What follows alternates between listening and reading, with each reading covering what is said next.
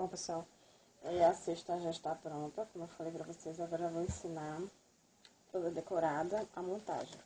Aqui a gente tem os itens de padaria, que é bolo, pães, amanteigados. Aqui os itens básicos de uma cesta: torrada, biscoitos, sucrilhos, cookies, bolinho balduco, bananinha, torradas, barra de cereal, um biscoito recheado, o cappuccino, café, o chá, o açúcar, adoçante, uma caneca que não pode faltar, tá? O que mais? Aqui, requeijão cremoso, geleia, manteiga, um bombom,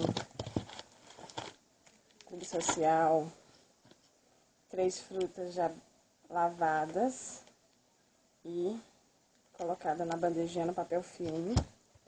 Água mineral não pode faltar, achocolatado, suco, iogurtes, queijo e presunto, fica a critério de vocês e do gosto do cliente.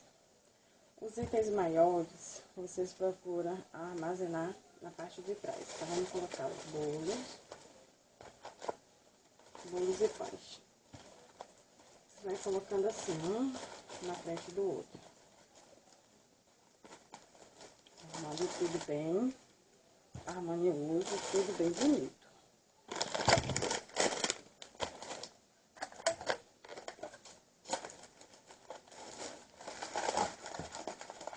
Tudo bem organizado. Aqui você coloca as bebidas.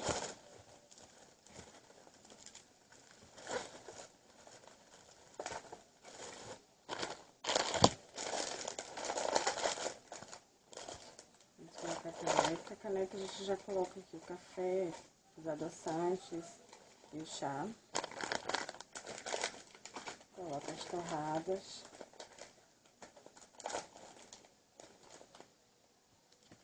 Coloca aqui as 3 frutas.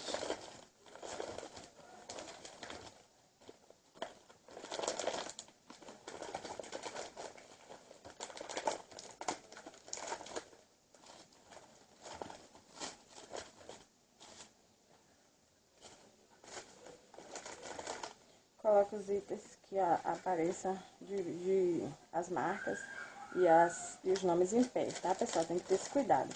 Não colocar de qualquer jeito jogando. Vocês vão adicionando delicadamente cada produto e com os nomes voltados para cima de forma correta.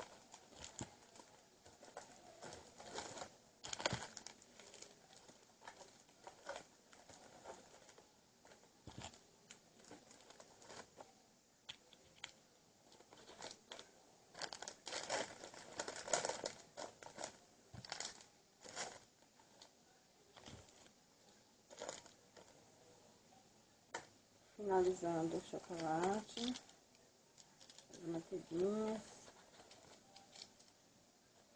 e o mel. Bom, aqui vocês vão ter uma cesta do café da manhã, certo?